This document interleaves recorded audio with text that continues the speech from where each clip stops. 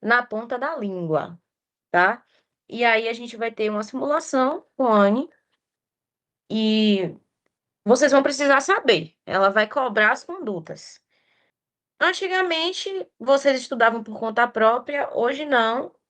Eu peço para dar essa aula antes, mas já precisa ir sabendo tudo, ok?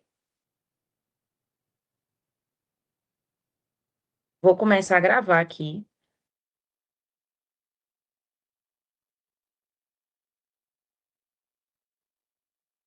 Não vale ponto, mas vale conhecimento. E é muito importante saber.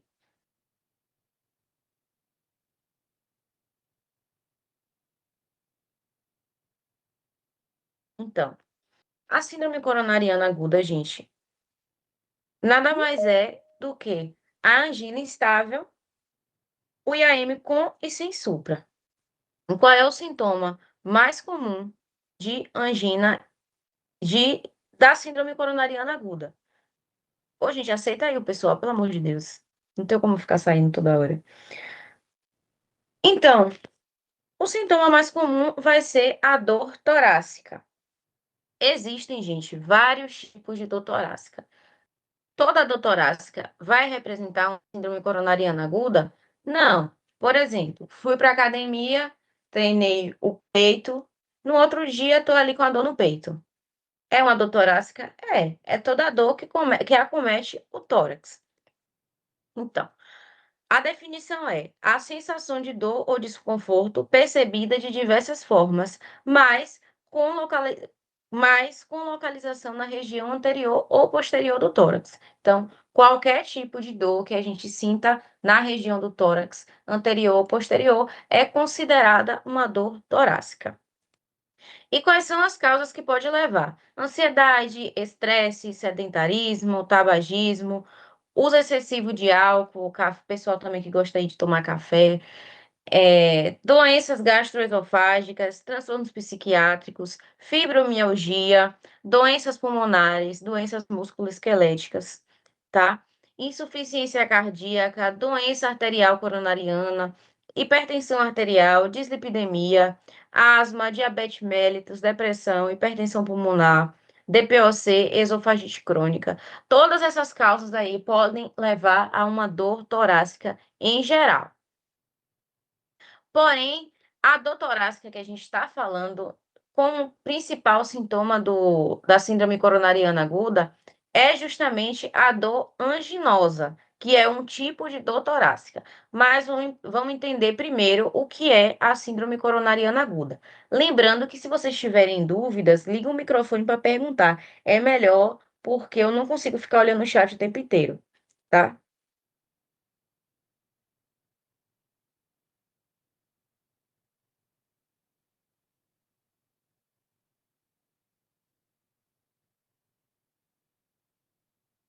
Então, o músculo cardíaco, gente, ele, como qualquer músculo, ele precisa de fornecimento contínuo, tanto de sangue rico em oxigênio, que ele vai ser fornecido aí pelas artérias coronarianas, tá? E no contexto da síndrome coronariana aguda, o que é? É quando acontece o bloqueio repentino de uma artéria coronariana, que ela pode ser ocluída total ou parcialmente, tá? E aí o que é que vai provocar? Angina instável ou infarto agudo do miocárdio com ou sem supra. E o que é que acontece? Se não está passando oxigênio, as células elas vão morrer e vai ocorrer a formação do coágulo, interrompendo o fluxo sanguíneo, e essas células elas vão entrar em isquemia e, consequentemente, em necrose, morte do tecido cardíaco, tá? Do tecido muscular cardíaco. A principal causa da síndrome coronariana aguda é a DAC, tá?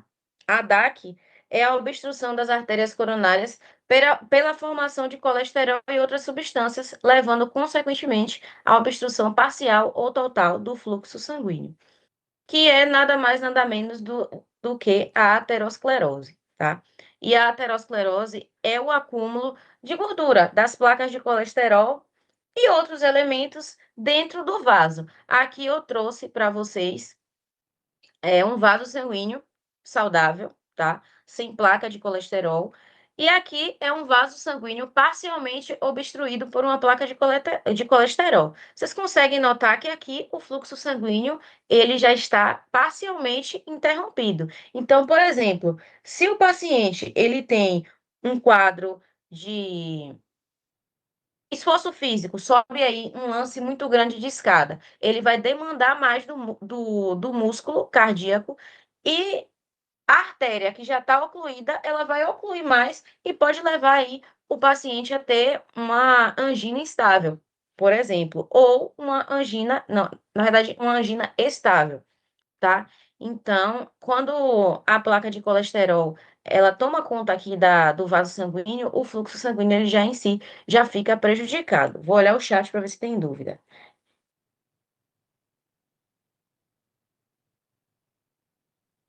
A gente está travando muito. Porra. É isso mesmo? Vocês estão me ouvindo? Sim. Sim. Tá.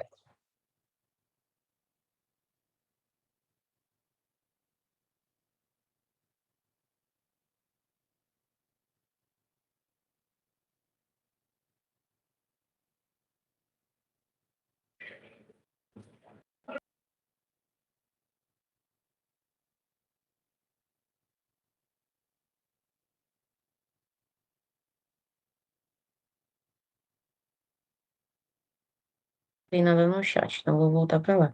Tá travando muito. Então, conseguiram entender, né? Que a gente tem esse acúmulo de gordura, que a artéria ela já tem um fluxo sanguíneo diminuído, e quando demanda do músculo cardíaco, essa artéria ela fica com o fluxo sanguíneo mais diminuído do que ele já está, e leva aí o paciente a ficar sintomático.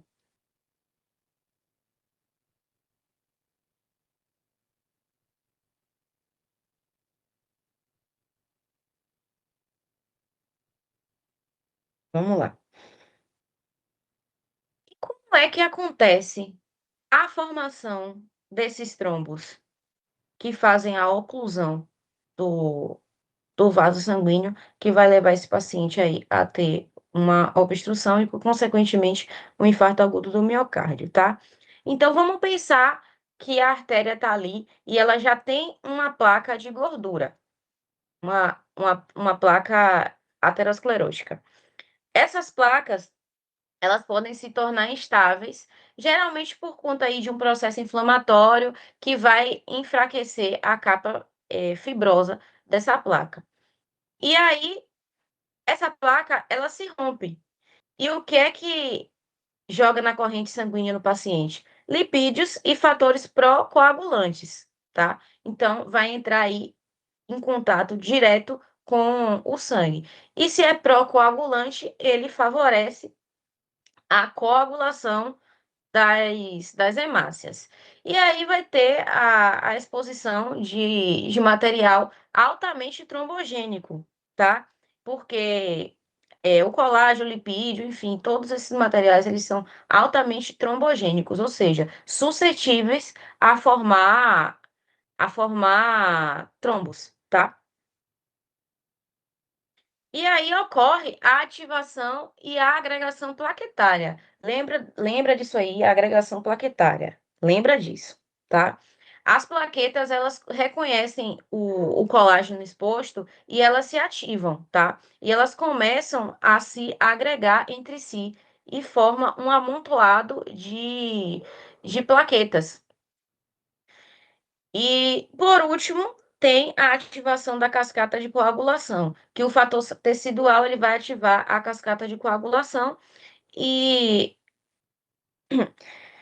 a série de reações que culminam na conversão de fibrinogênio em fibrina, tá? A fibrina ela vai formar uma malha que estabiliza o aglomerado de plaquetas, deixando o trombo maior e forma um trombo vermelho, que é rico em fibrina e hemácias.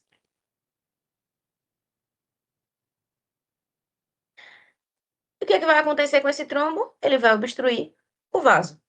E quando obstrui o vaso, o sangue não passa. E aí ele pode obstruir tanto parcialmente quanto totalmente o vaso. E o que é que vai acontecer? A interrupção do fluxo e, consequentemente, a, a necrose do tecido. E o que é que acontece? A obstrução vai impedir o fluxo de oxigênio e nutrientes. A partir de 20 a 30 minutos de isquemia contínua, começa a ocorrer a morte celular. Lembrando que o IAM é uma patologia que a gente precisa tratar correndo, tá? E a extensão do infarto também depende da rapidez do tratamento e da circulação colateral, ou seja, quanto mais tempo o paciente espera, mais o miocárdio ali ele vai morrendo.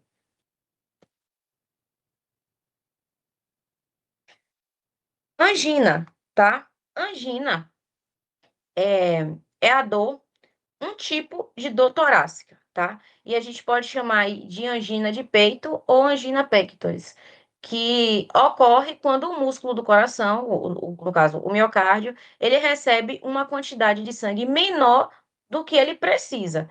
E aí a gente tem dois tipos de angina, que é a angina estável e a angina instável. A angina estável, ela não entra no protocolo. Geralmente, a Anne não cobra. Mas eu trouxe por quê? Porque vai que ela resolve cobrar, né? A gente começa a medicar o paciente a partir da angina instável. Por quê?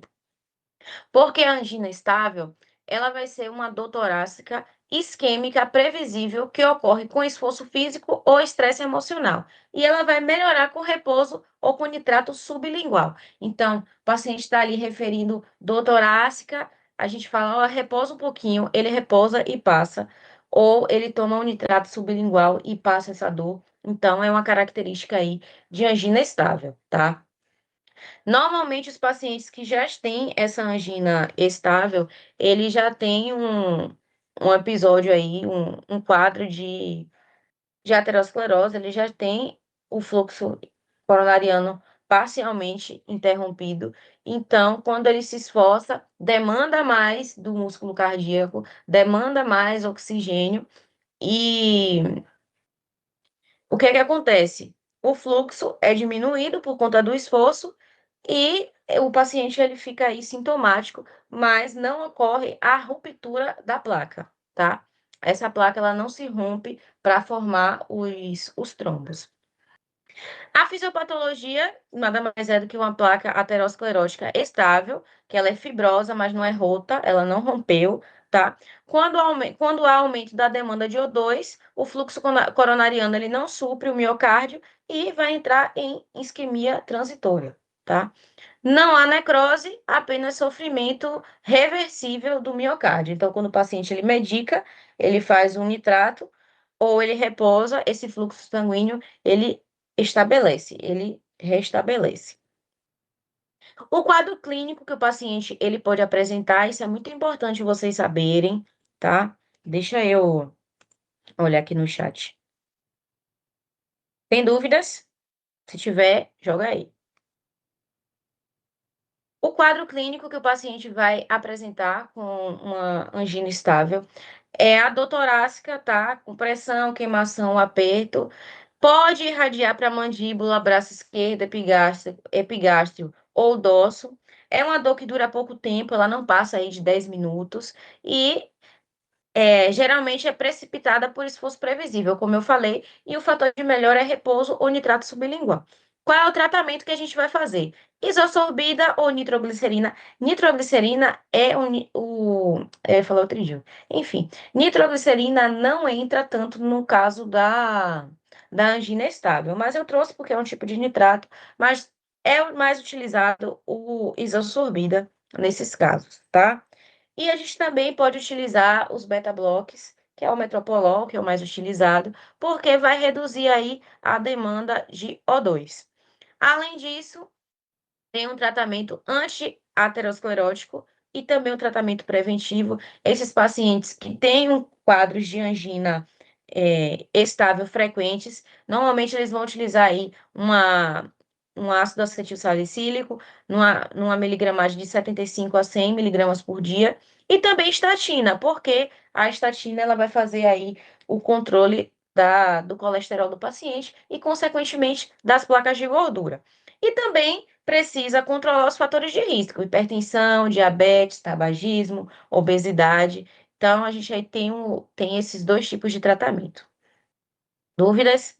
Lembrando que eu não coloquei aqui, mas eu estou mais focada mesmo no protocolo, mas vocês precisam aí saber fatores de risco, porque na hora da anamnese com o paciente, vocês vão precisar aí tá perguntando ao paciente de vocês se ele tem, né, se obesidade nem precisa perguntar, né? Mas se ele é hipertenso, se ele é diabético, se ele já tem episódio de aterosclerose, então, se ele fuma, se ele bebe, tudo isso vocês têm que estar perguntando.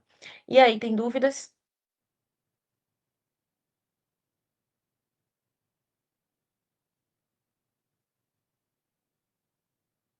Diga, Kelly. Foi sem querer, era o microfone. Eu ia falar que Ah, não. tá bom.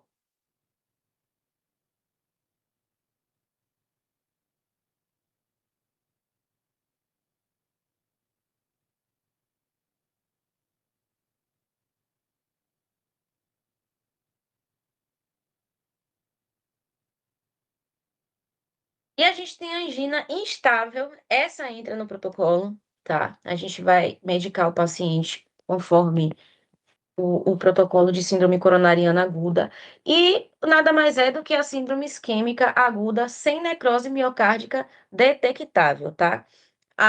Nesse caso, a placa ela vai se romper, a placa aterosclerótica. O que é que acontece? A placa ela se rompe, tá? E tem a formação de trombo não oclusivo. Então, o trombo tá ali, mas ele não ocluiu totalmente a artéria coronariana, tá? A gente vai ter aí o episódio de isquemia imprevisível, mesmo em repouso, ou seja, característica. Você pede para o paciente repousar, deitar um pouco e ele continua sentindo dor e pode evoluir para IAM sem supra se houver necrose. Então, o que que acontece? A gente tem um fluxo sanguíneo parcialmente interrompido, mas ainda não necrosou o miocárdio, tá? Porém, se o tratamento demorar, se não fizer aí o tratamento de forma rápida e correta, pode evoluir sim para um IAM sem supra. O quadro clínico seria uma dor mais intensa, prolongada e imprevisível, que é a da angina estável. Então, é uma dor maior, ela dura aí de 10 a 20 minutos, tá? Pode ocorrer em repouso ou com o mínimo de esforço, isso é importante. Precisa perguntar os fatores de melhora, os fatores de piora, muito importante no paciente com IAM. Resposta incompleta ou nula aos nitratos, ou seja, o paciente ele faz o nitrato sublingual e ele não responde, por quê? Porque precisa de outros medicamentos em conjunto. Pode haver sudorese, náusea, ansiedade, enfim, são características também. O ECG, ele vai apresentar ou normal, ritmo normal, que é o sinusal, ou a depressão do ST, inversão de onda T, enfim, ele se apresenta de várias formas. Normalmente, Anne coloca para vocês lá a angina estável com o ECG normal. O diagnóstico, tá? A gente vai fazer aí o ECG, avaliar a clínica do paciente e marcadores de necrose miocárdica, que é a troponina, que nesse caso ela vai estar ou normal ou discretamente elevada. Se a troponina se elevar de uma forma significativa, quer dizer que o paciente ele evoluiu para um IAM sem supra. Então, paciente com angina estável, ele pode estar sintomático e com a troponina levemente elevada, tá? Qual é o tratamento? Internação imediata em unidade coronariana. Então, esse paciente, ele vai ser internado ou não, vai depender do caso, se ele melhorou totalmente. Ele também pode fazer um tratamento ambulatorial, isso precisa de avaliação. Vai fazer o AS mais o clopidogrel, anticoagulação, beta-bloque, nitratos, estatina, controle rigoroso e sintomas e avaliação para estratégia invasiva precoce. Esse paciente ele pode colocar um cateter de stent, tá? E é uma forma preventiva. Porém, isso vai aí ser avaliado de caso para caso. Dúvida? Sobre os medicamentos, obviamente, eu vou falar no final. Eita, deixa eu colocar para carregar, que vai descarregar.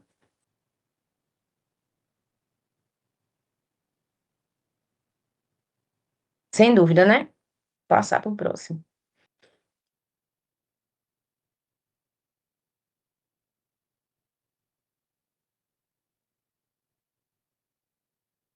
O infarto agudo do miocárdio. Vamos entrar aqui nele. Eu gosto muito dessa aula prática, sabia? Eu gosto mais de SAVE, mas infarto aí tá no meu top 2. Gosto bastante. A gente tem duas classificações extremamente importantes no IAM, tá? Que é o IAM com supra e o IAM sem supra. Por quê? Eu preciso saber. Porque a gente vai nortear o tratamento desse paciente de acordo com o quadro que ele apresentar. Então, no IAM sem supra, a gente tem a oclusão parcial das coronárias, mas causa morte tecidual. Diferente da angina instável, a gente tem também a oclusão parcial, porém não causa necrose. Aqui no IAM sem supra, ele tem a oclusão parcial e causa a necrose, tá? Ele vai ser identificado aí por marcadores de necrose miocárdica, ou seja, a troponina ela vai estar elevada e pode apresentar infradesnivelamento de ST ou inversão de onda T, assim como pode aparecer normal também no ECG. E a gente também, como é que eu vou saber, Valéria? Clínica. Perguntar tudo, pedir marcadores, enfim, tudo. Também vai ter barema, obviamente, que é melhor para a gente avaliar, mas vocês vão ter que pedir tudo realmente, tá? E o IAM com supra de ST, a gente vai ter a obstrução das artérias coronárias, causando necrose miocárdica, a obstrução total. Então, o trombo ele se instalou ali e não passa mais sangue nenhum. Esse aqui é o caso mais grave do IAM, tá? E ele vai ser identificado por marcadores sensíveis, ou seja, a troponina vai estar altamente elevada. E a supra de ST, que é super escrota aí no ECG, tá? A gente tem as escalas, tá, de time risk, e foi desenvolvida para a estratificação do risco de mortalidade em 30 dias em pacientes com IAM com supra de ST, tá? Essa definição, na verdade, é para essa escala de time risk. Essa aqui é uma escala de CLIP que a gente precisa entender antes de falar a escala de time risk. Por quê? A gente tem o QLIP 1, o QLIP 2, o QLIP 3 e o QLIP 4. O QLIP 1 nada mais é do que paciente sem sinais de insuficiência cardíaca, tá? Então, ele só tem ali os sintomas coronarianos mesmos, mas ele não tem insuficiência cardíaca. O QLIP 2, o paciente ele já apresenta estritores crepitantes até metade inferior dos pulmões ou presença de B3, que a gente sabe que é a terceira bulha patológica. Então, ele é um QLIP 2. E a gente tem o QLIP 3, que é pacientes com edema agudo de pulmão, com estretores até ápice bilateralmente. A gente sabe que a complicação do edema agudo de pulmão é justamente o infarto agudo do miocárdio. Pode acontecer antes, pode acontecer depois. Então, se o paciente ele tem um edema agudo de pulmão associado, ele está incluído no QLIP 3. E a gente tem o QLIP 4, que é o quê? O choque cardiogênico. Esse paciente ele vai apresentar uma sistólica abaixo de 90 e, assim, é de extrema gravidade. Paciente, normalmente ele vai se apresentar para a gente hipertenso, tá? Então, quando ele se apresenta hipotenso, já é um sinal de choque cardiogênico e é um paciente extremamente difícil da gente manter aí um manejo.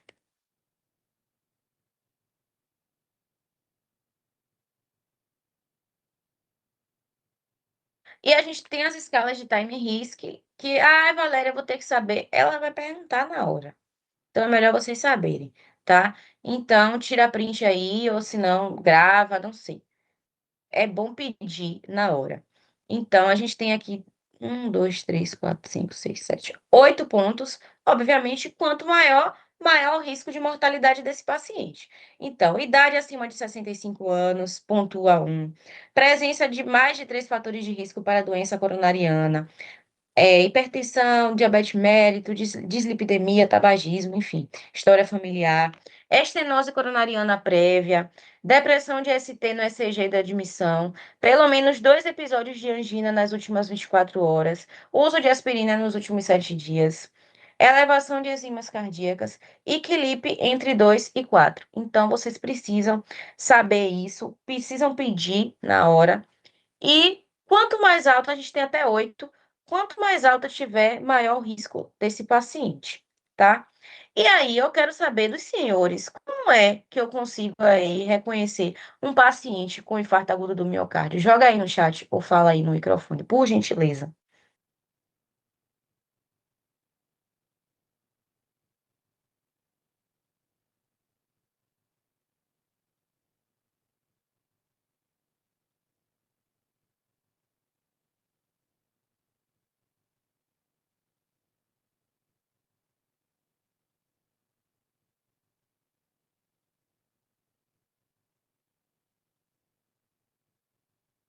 Olha, vocês falem, viu? Eu quero ver como é que vocês vão fazer essa prática amanhã. Porque eu vou pegar vocês de jeito. Espia. Em especial os medicamentos.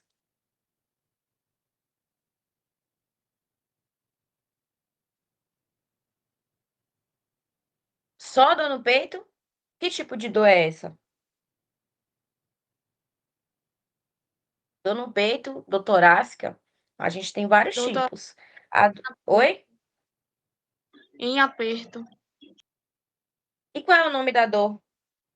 O tipo de dor torácica? Qual é o tipo? Tem vários tipos de dor torácica. E aí? Qual é o nome da dor? Eu falei aqui, gente. Angina, né? Angina é o tipo de dor torácica característica da síndrome coronariana aguda. Kelly falou aqui, dor torácica característica anginosa, escala de time risk. O que mais? Dor que irradia, tá? Sudorese, sensação de morte iminente. Então, tudo isso aí a gente vai. É um, é um dos sinais do que o paciente está com um infarto agudo do miocárdio. Então, quais são? Dor torácica característica, que é a dor anginosa. Diaforese, que é diaforese? Ia perguntar, mas eu vou falar. Sudorese intensa. Palidez, dispneia, náuseas e vômitos, ansiedade e agitação. Gente, o paciente com IAM, ele fica agitado pra caralho. É sério, ele não para quieto, porque é uma sensação muito ruim, óbvio, né? Tonturas, sensação de morte iminente. Então é muito bom ele dizer, ai meu Deus, eu tô com sensação que eu vou morrer, eu vou morrer. Dor epigástrica, fraqueza ou cansaço. Gente, dor epigástrica. Mulheres, às vezes, só apresenta esse sintoma. Desconforto. Não apresenta nem dor torácica, que é o sintoma mais comum. Às vezes a mulher apresenta somente dor torácica, dor epigástrica. E quando a gente vai ver, é o IAM. Isso aqui é muito característico de IAM. Então, se o paciente ele chega com dor epigástrica, é importante fazer um ECG, porque pode sim ser um IAM, tá? Para eu saber de IAM, eu preciso saber do ECG de 12 derivações. O que é que representa a minha onda P no eletro? Nada mais é do que o nosso sinusal, que é o nosso marca-passo natural, tá? E ele gera um impulso elétrico que vai iniciar o ciclo cardíaco. Toda vez que a gente falar de onda P, a gente está falando de átrios. A onda P representa a despolarização atrial. Lembrem disso, porque o paciente pode apresentar aí diversas arritmias. Então, se eu estou falando de onda P, eu sempre estou falando dos átrios. O complexo QRS, que é esse aqui, tá? Ele vai ser composto pelas ondas QRS e eles representam a ativação elétrica dos ventrículos, ou seja, a despolarização ventricular. E por último, mas não menos importante, a gente tem a onda T, que ela representa a repolarização dos ventrículos, tá? Ou seja, é a deflexão que aparece após o complexo QRS e marca a fase de recuperação das câmaras inferiores do coração. E aqui a gente também tem a onda U, que às vezes aparece, às vezes não, mas o mais importante é vocês saberem isso aqui e saberem quando esse ritmo aqui está normal, ok? Que ritmo é esse, gente? Bora? Sinusal. Sinusal. Se é sinusal, é o quê? Normal. Normal. Mas ele é sinusal porque ele tem presença de onda P, tá? Porque, por exemplo, eu sempre falo isso. Ah, é um ritmo sinusal, tá normal. Nem se taquicardia é normal? Não. Mas a gente tem uma taquicardia sinusal porque tem a presença de onda P, que é justamente o nó sinusal. Então, não fiquem com isso na cabeça de, é sinusal, é normal. Não. É um ritmo, é um ritmo normal, sem alterações. Mas a gente pode se deparar com a bradicardia sinusal, um ataque cardíaco sinusal, apresenta realmente essa presença de onda P, que está aparecida aqui, ó. Consegue visualizar a onda P? Em algumas derivações a gente encontra mais do que a outra, enfim. Mas ela está aqui bem linda e bem discreta. Mas ela tá presente. Então, aqui a gente tem um ECG normal. E esse aqui, lembra do jeito normal do QRS. Esse aqui é o quê?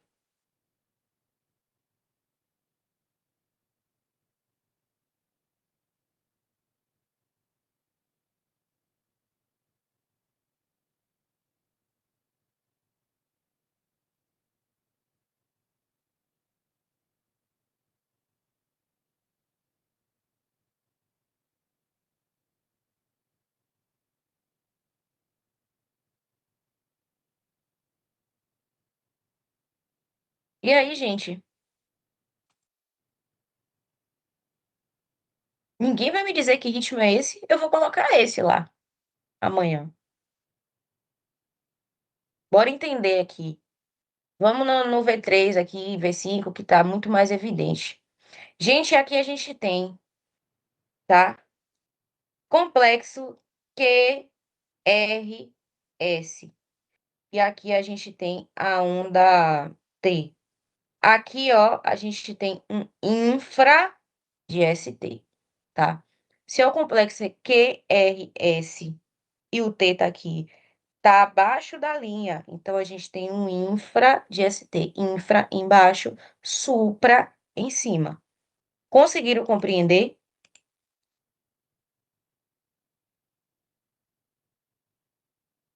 Sim. Grata. Eu tava tentando lembrar qual era o nome do quando tá ao contrário. Eu tava Sim. tentando se era supra alguma coisa, infra ou se era só o infra. Não, infra de ST. A gente tem aqui o S e o T abaixo da linha. Aqui eu vou falar, porque, enfim, aqui a gente tem inversão de onda T, lembrando que a gente tem o QRS e a onda T ela tá inversa, QRS normal e a onda T inversa. Então a gente tem aqui um infra de ST, tá? Ou desculpa, a gente tem aqui uma inversão de onda T. Eu nem botei que eu esqueci, mas é uma inversão. E aqui, vou no chat.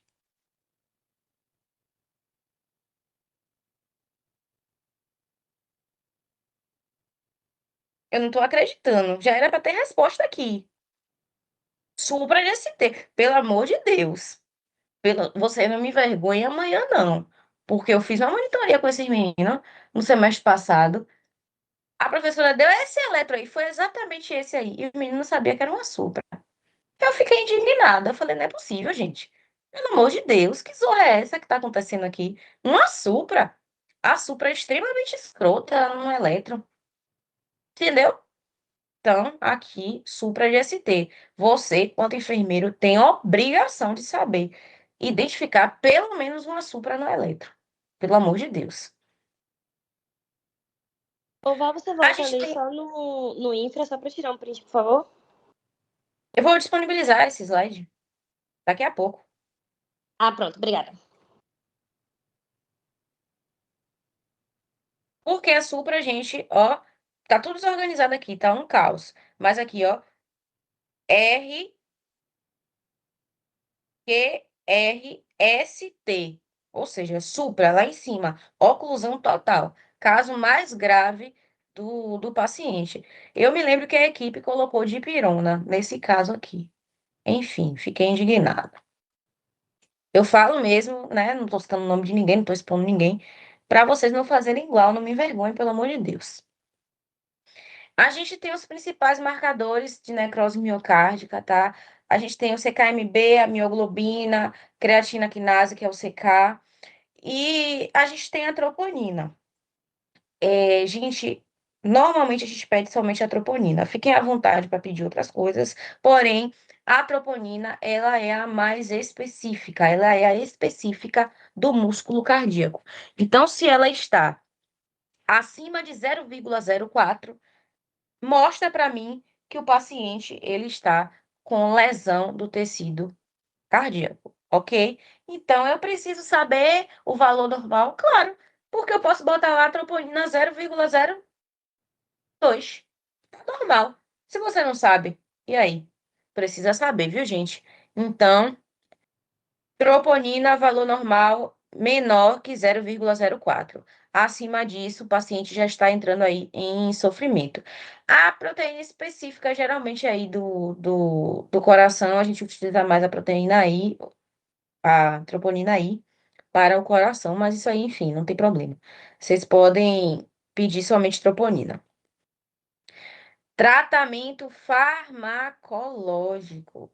Aqui vocês vão ter que saber. Ó, é sério. O que é que Anne cobra? E eu vou precisar cobrar também, visto que vocês estão fazendo a minha prática para facilitar na hora que for fazer a dela. Dosagem dos medicamentos, nome dos medicamentos e classe terapêutica. Ah, não venha para cá dizer, ah, eu vou fazer um AS. Sim, qual é a classe do AS? Vai ter que me dizer, porque vocês precisam entender como aquele medicamento ele entra no contexto do EAM. Vocês conseguem entender que a amiodarona é um antiarrítmico e ele entra no contexto de PCR em ritmo chocável para conter uma TV sem pulso ou uma fibrilação ventricular, que são arritmias, certo? Então, vocês precisam também entender os medicamentos do protocolo com as suas respectivas classes, com as suas respectivas dosagens. Então, já vou procurar gravar aí, porque amanhã eu vou pedir, e a Anne também pede, viu? Então, gente, o tratamento medicamentoso da síndrome coronariana aguda, ele tem como principal objetivo aí aliviar a dor e restabelecer o clínico, tá? E também prevenir a formação de novos trombos. Isso é muito importante, porque se fez um trombo, o que que me garante que não vai fazer outro? Então, esses fármacos, eles vão ser administrados de forma sequencial e estratégica, conforme a avaliação clínica e o tipo de síndrome coronariana aguda, ok? A gente aí administra uma farmácia no paciente. O pessoal fala não, tem o kit de IAM. Vocês conseguiram entender que vocês vão precisar gravar esses medicamentos? Espero que sim. Coloquei detalhe por detalhe para vocês somente ler e aprender. Então, para começar, a gente tem aí o AS, vulgo ácido acetil salicílico, e a gente vai utilizar uma dose de ataque de 20 gramas via oral mastigável, ok? O AS, ele é o primeiro e mais importante medicamento a ser administrado no atendimento da síndrome coronariana aguda, tá? Por quê? Porque ele vai reduzir a agregação plaquetária e prevenir a progressão do trombo. Então, qual é a classe do AS? Antiagregante plaquetário. AS, antiagregante plaquetário. Dose de ataque, 200 miligramas via oral mastigável. Beleza? Pronto. A gente tem o clopidogrel, que também é um antiagregante plaquetário, e a gente vai fazer uma dose de ataque de 300 miligramas. Por que a gente utiliza 2? Porque a gente chama de dupla agregação plaquetária. Um faz X, outro faz X, e aí juntos eles fazem a duplicação plaquetária completa, tá? Essa combinação dos dois vai reduzir de maneira significativa o risco de trombose do estente e de novos eventos isquêmicos, tá? Então, quais são os antiagregantes plaquetários? Ácido acetil salicílico, AS, e clopidogrel, ácido acetil salicílico, 200 miligramas, via oral mastigável, e clopidogrel, 300 miligramas, também via oral, beleza? Além disso, a gente tem os anticoagulantes. Lembra que a gente está falando de trombo? Então, a gente precisa, vou falar uma forma não tão técnica, né? Na verdade, não técnica, a gente precisa deixar o sangue fluido, afinar o sangue. Então, a gente vai fazer a anticoagulação do paciente. E aí, a gente pode utilizar a heparina não fracionada e a enoxaparina. Posso usar as duas? Óbvio que não. Vai ter que escolher, dependendo da clínica do paciente, tá? Os anticoagulantes, eles têm a função de prevenir a formação e a expansão do trombo. Quando eu vou utilizar a heparina não fracionada, 60 unidades por quilo em bolos, tá? Mais 12 unidades endovenoso, beleza? Então, dessas duas formas.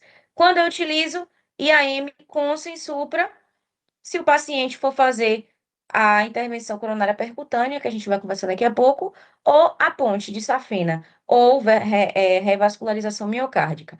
Então, quando ele vai fazer um procedimento cirúrgico, a gente utiliza heparina não fracionada. E a gente também pode utilizar a enoxaparina, 1 miligrama por quilo subcutânea, é o Clexane, né? Já vem prontinha ali na seringa. Quando que é indicado, IAM sem supra, IAM com supra, quando o paciente for fazer trombólise. Por quê? A trombólise é um fibrinolítico que vai afinar o sangue, né, de uma forma muito maior. Então, a gente não pode nem invadir esse paciente. Como a enoxaparina, ela tem um peso molecular menor. Então, quando o paciente ele vai ser trombolizado, quando já tem a conduta que vai ser trombolizado, que você já sabe se avaliou os prós e contras, então o ideal é que utilize a enoxaparina, tá? Nitratos. A gente vai ter o isordil ou a nitroglicerina. Os nitratos, eles são utilizados aí para alívio da dor e também melhora a perfusão miocárdica, visto que o tridil, por exemplo, a nitroglicerina, ela é um vasodilatador coronariano, então ela age 100% aí no bem-estar do coração, beleza? Dose do tridil, 5 miligramas sublingual, pode fazer 3 vezes em até 15 minutos, tá? E nitroglicerina endovenoso se dor refratário, ou seja, nitroglicerina é uma solução, gente. Então, quando for fazer a solução, pega lá a bomba e instala no paciente, tá? Prós e contras, precisa avaliar. Eu vou botar um caso assim. Os nitratos, eles não podem ser administrados se o paciente ele está hipotenso. Por quê? É um vasodilatador. Se é um vasodilatador, vai fazer com que o paciente ele tenha uma queda da pressão arterial, beleza? Também tem a questão do infarto de ventrículo direito, isso é mais específico, não vou cobrar.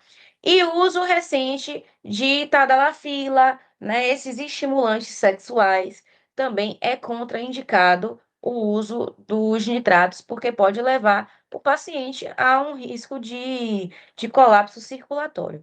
Vou colocar um caso desse para vocês terem atenção na hora. Conseguiram entender? Ainda tem mais medicamentos, beleza? Conseguiram entender essa parte? Tem dúvidas? Valéria, no caso, Hum, dizem que o AS ele também tem efeito anticoagulante. Ele tem mesmo ou não? tem, porque ele inibe a agregação plaquetária. A classe terapêutica dele é antiagregante plaquetário, porém ele tem propriedades sim anticoagulantes, entendeu? Mas no caso, se só pode dar uma dosagem, tipo, essa dosagem de ataque 200 miligramas, e aí tem que usar um outro anticoagulante, ou ele pode aumentar a dose de ataque do AS para poder suprir esse Como assim? anticoagulante? Por O exemplo, anticoagulante a gente sempre faz, que é heparina ou enoxo. é isso, eu tô perguntando porque, tipo assim, eu nunca vi fazer, apesar de que saber que deveria fazer, mas eu nunca vi fazer. Dizem, tipo, já cheguei a questionar um médico, ele disse que não existe a necessidade, não. Aí eu fui tipo, ah, tá certo. Por isso que a gente tem. Aí eu pergunto, por que que não existe a necessidade se está fundamentado no protocolo? O protocolo do subúrbio, gente, que é bem ruinzinho, assim, em esse de IAM, porque não é realmente o perfil de lá, tem um anticoagulante, entendeu? Porque se o paciente está fazendo trombos, como que não faz um anticoagulante? Tá entendendo? Sim. E a gente Eu, precisa tipo, realmente se fundamentar no protocolo. lá eu já vi eles usando o Isordil, Clopidogrel e AS. Sim. Só. Mas precisa fazer o anticoagulante, porque ele está fundamentado no protocolo dessa forma. Precisa fazer, beleza? O do Mater que eu tô agora tem o anticoagulante. Diga, Kelly. Valéria é referente à morfina, né? Porque como de edema de pulmão, a professora indicou a morfina. Eu vi que a morfina, eu estudei para o protocolo de subúrbio, né? Não tem morfina no protocolo de E não é subúrbio. lá essas coisas, vale ressaltar, viu? Aquele Isso, protocolo ali é o exatamente. UOL. E aí eu olhei do Ministério da Saúde. Fala que só pode usar se dor refratário, né, aos betas Sim. bloqueadores e os outros. Anne, ela quer o quê nessa prática? Anne, ela Referente à gosta de morfina. morfina. Ela Ah, gosta de ótimo. morfina. Beleza. Porém, pode dizer que só vai usar se for refratário. Ah, qualquer coisa, a Valéria que ensinou assim, pode dizer. Porque isso tem evidência Beleza. teórica, Tá tá? certo. Tem fundamentação teórica. Não é coisa que eu tiro da minha cabeça, nem nada do tipo. A maioria dos protocolos não já não utiliza a morfina mais. Somente se a gente fizer as 3 doses de Dordil, fizer tridil endovenoso e o paciente estiver referindo dor ainda, aí pode sim entrar com morfina. Mas não tem necessidade de, por exemplo, o paciente chegou com dor torácica, é um IAM, e já fazer uma morfina de cara. Porque tem estudos aí que comprovam que eles tiram, por exemplo, eles diminuem a ação aí dos anticoagulantes. Então, pode falar, viu, que fui eu que falei, porque tem evidências teóricas. Agora, se você está perguntando, já fez todos os tipos de medicamento e o paciente não responde, ele continua com dor, aí você não vai deixar o paciente com dor, né? Pode fazer a morfina assim. A gente também vai ter os inibidores da enzima conversora da angiostesina, que são os IECAs, tá? Que é o captopril, o enalapril. Normalmente a gente utiliza aí mais o captopril e o enalapril, tá? Eles devem ser introduzidos nas primeiras 24 horas e esses fármacos, eles reduzem o remodelamento cardíaco pós-infarto, diminuem a mortalidade e melhoram a função cardíaca a longo prazo. Captopril, 5,25 miligramas. Enalapril, 2,25 miligramas. Menina, agora que eu tô vendo aqui, que eu não mudei a foto do Clexane. Enfim, deixa quieto. A gente vai ter o metoprolol, que são os beta-bloqueadores, que eles vão reduzir a frequência cardíaca, a contratilidade e a pressão arterial, diminuindo a demanda de oxigênio pelo miocárdio e o risco de arritmias ventriculares. A dose dele vai ser de 25 a 50 por via oral ou 5 miligramas intravenoso a cada 5 minutos, até o máximo de 15 miligramas, se o paciente não tolera a via oral. Gente, o metoprolol, ele faz via oral. Se o paciente tem uma disfagia importante, aí sim ele entra endovenoso. Mas ele é perigoso de fazer intravenoso. Então, sempre dá prioridade a fazer via oral, de 25 a 50 miligramas. Lembrando que se o paciente ele está bradicárdico, se ele está hipotenso, não vai fazer metropolol, porque eles reduzem a frequência cardíaca e a pressão arterial. Por isso que eu falei, paciente com choque cardiogênico associado a infarto agudo do miocárdio é muito difícil de tratar, porque vários medicamentos aí eles não podem entrar no protocolo, tá? A gente também tem a morfina, que é indicada. A gente tira umas fotos aí, me marca, posta as coisas que eu gosto de repostar, viu? A morfina é indicada quando a dor torácica persiste, mesmo após o uso de nitrato. Tá vendo, Kelly? No protocolo do subúrbio também está assim, que não é indicado colocar de rotina, tá? Eu lembro porque eu apresentei esse protocolo, eu fiz um treinamento desse protocolo, e eu pesquisei muito sobre isso para poder mostrar para o pessoal o porquê de não utilizar, né? Porque, Vale. além do. Oi, diga. Esse aí é da. Quando você estava ainda lá? Não, isso aqui eu pesquisei por fora. Eu Ah, não confio porque ele naquele, não não. tá mais não, a morfina. Eu acho que atualizou por causa da acreditação. Não, nem Atualizou, né? cita mais. Nem cita a morfina. Na Não época tá. que eu apresentei, falava ainda. E tinha esse adendo aí de não utilizar de rotina. Então, atualizou. Depois manda para mim para eu dar uma olhada. Então, além do efeito analgésico potente, ela reduz a ansiedade e causa vasodilatação venosa, diminui a pré-carga e o consumo de oxigênio pelo tecido. A dose inicial é de 2 a 4 miligramas intravenosa lenta, podendo ser repetida a cada 5 a 15 minutos, conforme aí você for avaliando a dor do paciente. A gente também tem a estatina, que é a atorvastatina, que vai reduzir o risco de nova estabilização da placa aterosclerótica e melhorar também o prognóstico a longo prazo, tá? Na emergência, a gente vai fazer uma dose de 80 miligramas via oral. Classe terapêutica, adoro esse nome, aprendi com uma pessoa muito especial. Então, estarei aí atrás dos senhores para saber as classes.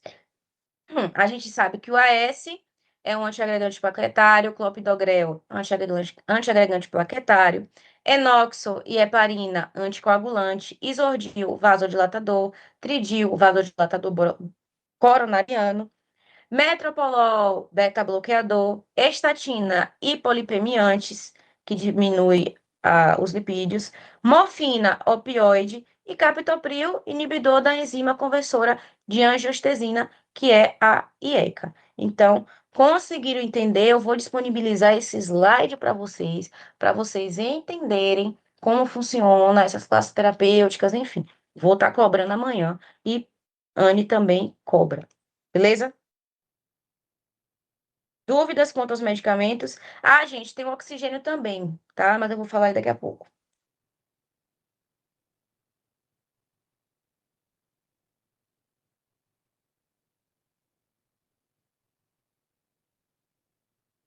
Vamos lá. Trouxe aqui para os senhores o Monabist, que a gente utiliza aí, é bastante conhecido no protocolo de AM. M de morfina, O de oxigênio, se saturação menor de 94, varia de protocolo para protocolo, às vezes é 90, às vezes é 94. Eu optei pelo 94 porque normalmente a Anne pede nessa faixa aí.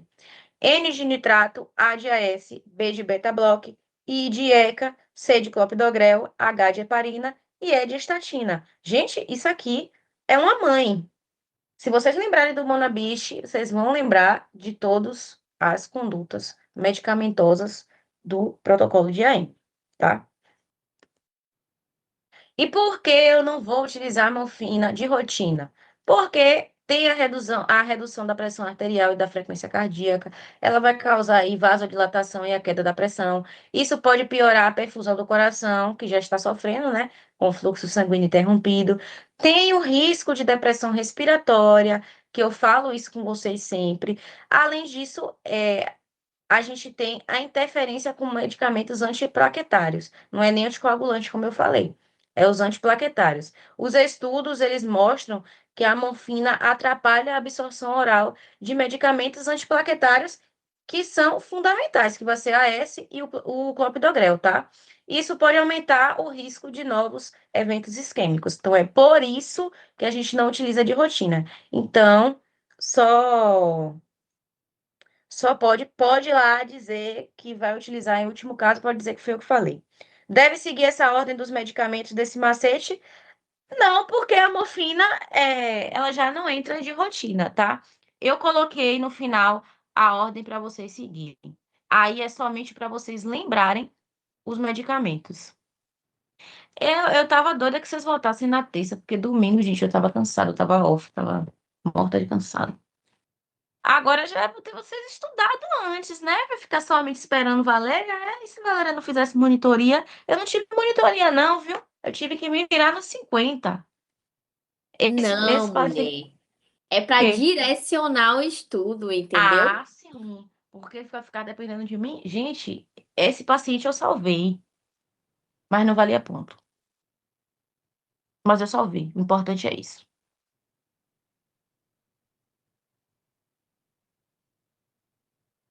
Os cuidados de enfermagem para o paciente, exame físico, investigação da dor. Depois vocês leem aí, perguntar qual é o local da dor, qual a intensidade. Sempre ficar perguntando a intensidade da dor. Gente, dor no IAM quer dizer que o miocárdio está sofrendo, beleza? Sempre perguntar. Qual o tempo de duração para a gente conseguir classificar se é angina estável, o IAM com ou sem supra. Monitorização contínua, monitorar sinais vitais, monitorização cardíaca com ECG. Lembrando que no IAM sempre vai fazer ECG, então eu já falei para vocês que ECG é diferente de monitorização cardíaca. Então a gente vai ter que colocar as pás lá, Brasil e Vitória, tá? Avaliar nível de consciência e perfusão periférica, controle da dor, você está sempre perguntando para ver o que a gente qual a conduta que a gente vai ter, qual medicamento que a gente vai utilizar, tá? Posicionamento, é ideal deixar o paciente em semi-Foley para facilitar a respiração e reduzir a sobrecarga cardíaca. Educação e apoio emocional, oferecer apoio emocional, porque o paciente ele se encontra muito ansioso, é característico do paciente com IAM. Explicar procedimentos de forma simples e clara. Estimular o paciente a se manter em repouso para evitar o esforço, tá?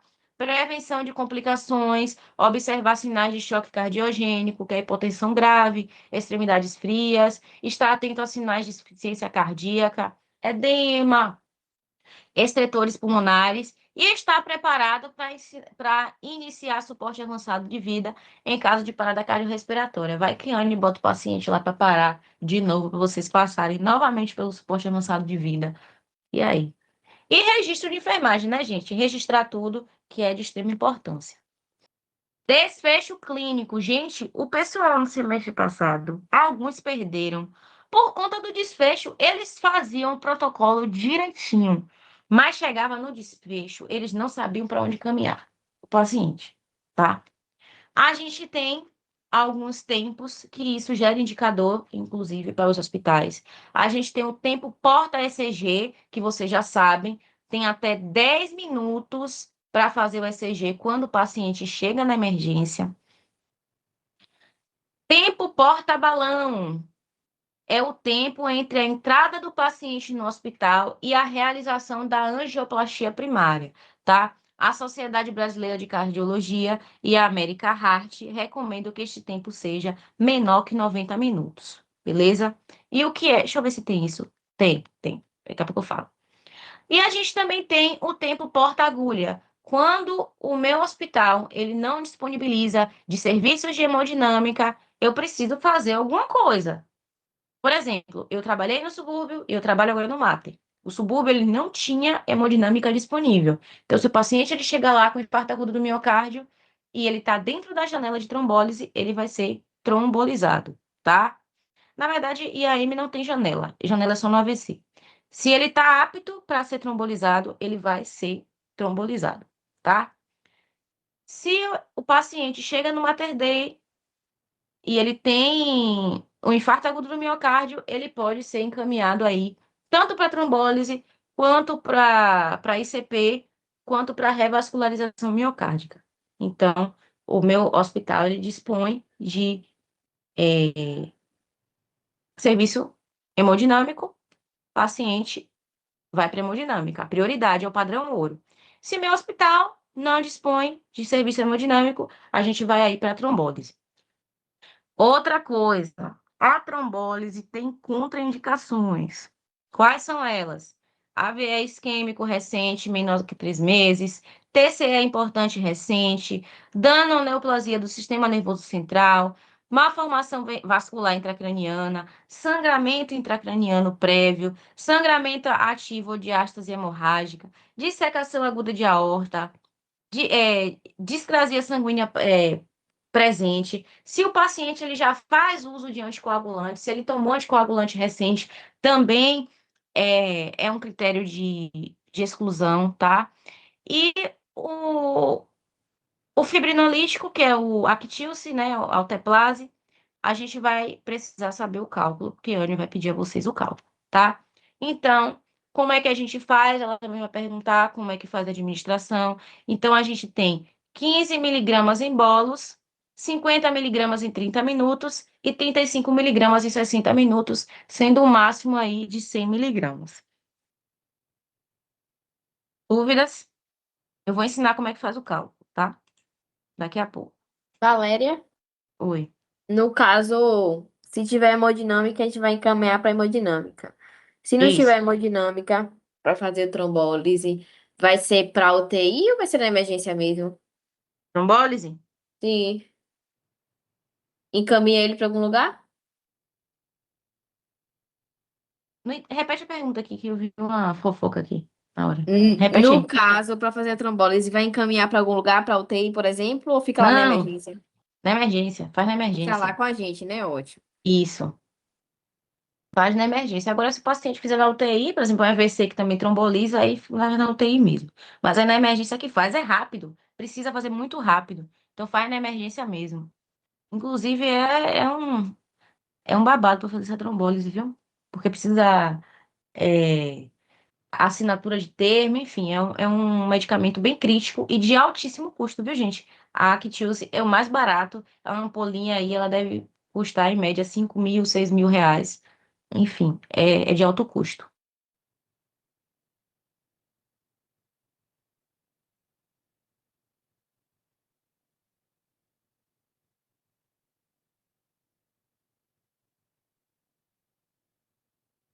O povo está me enchendo de fofoca, eu não tô conseguindo nem me concentrar direito, gente, pelo amor de Deus.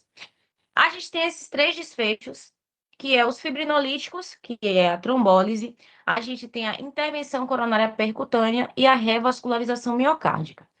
Como é que acontece a intervenção coronária percutânea? A gente faz um cateterismo e a partir desse cateterismo a gente faz a angioplastia, que é a implantação de um stent, e esse stent ele separa as placas de gordura. É uma medida aí preventiva para restabelecer o fluxo sanguíneo. O cateterismo é o exame, a angioplastia é o procedimento, tá? Por quê? Vamos pensar. Vou fazer uma endoscopia. Tem um pólipo ali no meu estômago. A endoscopia é o exame e o procedimento é a ressecção do pólipo. Então, segue aí a mesma linha, tá? Então, o nome é intervenção coronária percutânea. Não é cateterismo. Cateterismo é o exame diagnóstico, beleza? E a gente tem a revascularização miocárdica, que pode mais ser conhecida aí como ponte de safena, mas ela não é exclusivamente utilizada a safena. Mas aí, como é que acontece? A gente vai tirar a veia safena da perna do paciente e ela vai ser implantada no coração, tá? Então, isso aí vai depender de como que está a gravidade, se a artéria está num estado tão deplorável que não tem condições de implantar um stent, aí a gente vai fazer aí a revascularização miocárdica. Inclusive, eu já vi uma revasc lá no centro cirúrgico, eu estava de bobeira passando lá, não do subúrbio, né, do Mater, e eu entrei na sala cirúrgica, porque eu estava atrás da estagiária de técnico de enfermagem, queria falar com ela, né? E aí, ela meio que estava se escondendo de mim, né? Mas tudo bem. Entrei lá e estava fazendo uma revascularização miocárdica. E na minha cabeça só existia a ponte de safena. E não é, gente. Ele estava fazendo com a veia braquial. Ele tirou a braquial e implantou no coração. Ou seja, o nome certo é revascularização miocárdica, mas que pode acontecer de retirar a veia safena, tá? Mas o nome da cirurgia não é ponte de safena, não, tá? É revascularização miocárdica. Então, a gente vai ter aí esses três desfechos, dependendo do que vocês avaliarem. E aí, vocês podem encaminhar o paciente para o ambulatório, para a unidade de internação coronariana ou para a UTI. Tudo isso vai depender da gravidade e do que vocês vão avaliar aí no paciente de vocês. Então, precisa avaliar toda a clínica. Conseguir entender essa questão dos desfechos, porque o povo perde muito nessa parte.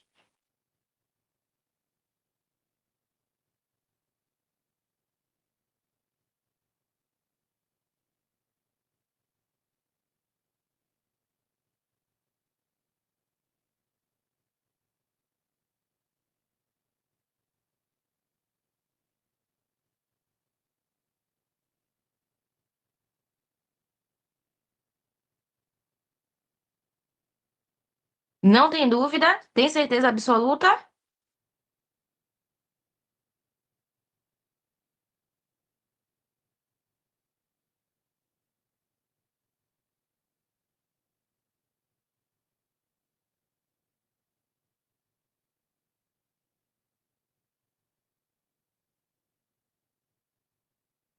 Ou então. Recapitulando, Valéria. Estou No perguntando se caso, vocês têm dúvida. digamos que a gente encaminhou o paciente para hemodinâmica, fez lá uma angioplastia, e implantou o stent, e aí, a depender de como esse paciente apresenta, ou a gente vai encaminhar para o ambulatório, ou a gente vai deixar na UTI em Não, observação, correto? não, Não, ambulatório não. Ambulatório é para casa. para Entendeu? É um casa, sim, tratamento ambulatorial. Vocês vão fazer o internamento dele na UCO, que é a unidade coronariana, entendeu? entendi. É dessa forma. Olhem, vocês tirem as dúvidas, viu? Espia.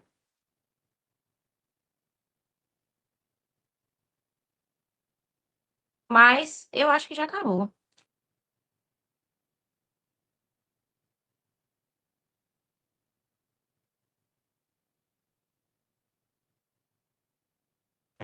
Ah, sim, cálculo da alteplase. Que ela vai pedir, viu? Eu vou pedir também para vocês treinarem. Então, como é que eu faço o cálculo dessa alteplase?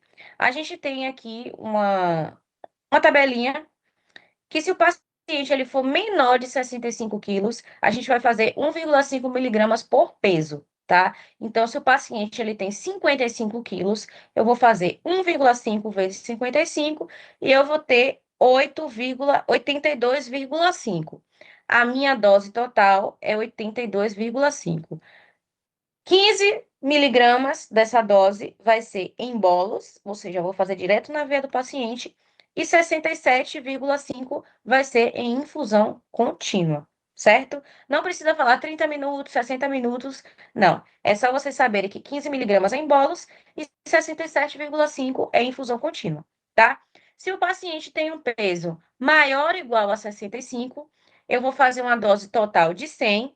15 miligramas vai ser em bolos. 5, 6, 7. E 85 miligramas vai ser em infusão contínua. Beleza? É somente vocês saberem isso. Normalmente ela bota um paciente bem magro para vocês terem que fazer o cálculo. No caso, só faz o cálculo se for menor que 65, né? É. Beleza.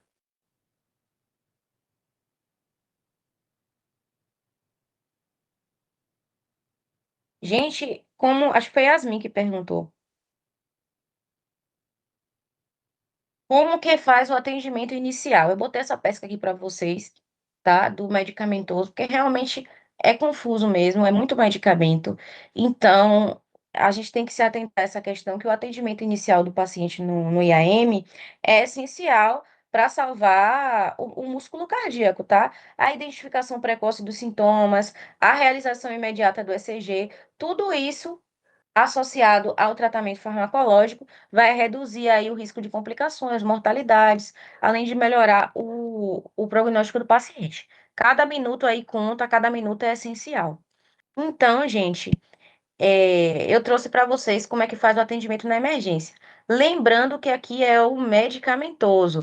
Outra coisa, vocês vão precisar saber se é angina instável, se é e AM com supra ou sem supra. Isso vocês precisam saber, tá? Então, o atendimento na emergência. Imediatamente, a gente vai administrar o AS mastigável, tá? Em seguida, avaliar e iniciar nitrato sublingual, se indicado. Tem que avaliar os riscos.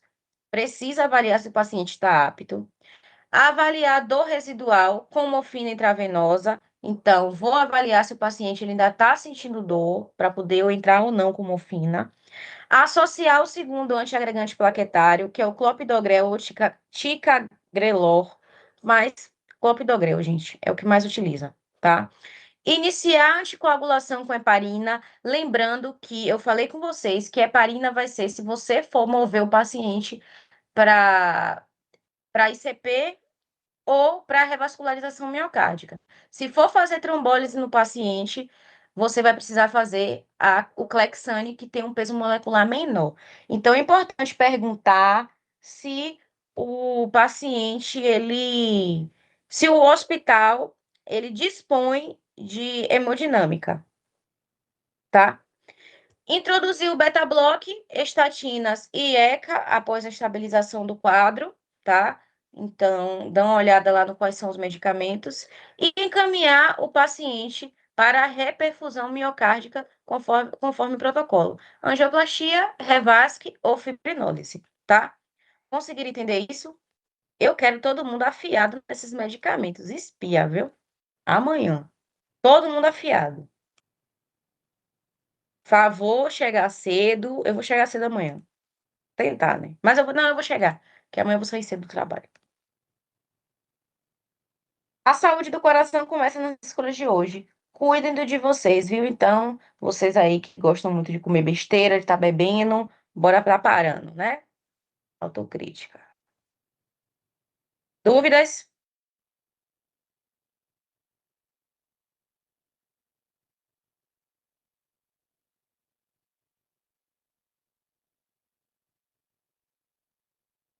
Oxe, qual foi, Marcos? Ai, já bebi tanta no Barradão, gente. Adoro. Dúvidas? Eu vou pegar vocês amanhã, espia. Quero todo mundo afiado. Vou fazer uma metodologia diferente, não vai ser igual a, a suporte avançado, não. Eu vou ficar perguntando e vocês vão me dizer, beleza? Vai ser dessa forma. Uma metodologia aí mais diferente, mais ativa. Então, eu vou disponibilizar. Eu não sei se eu vou conseguir disponibilizar a aula hoje, porque o Teams ele tá louco. Mas o slide eu vou colocar hoje.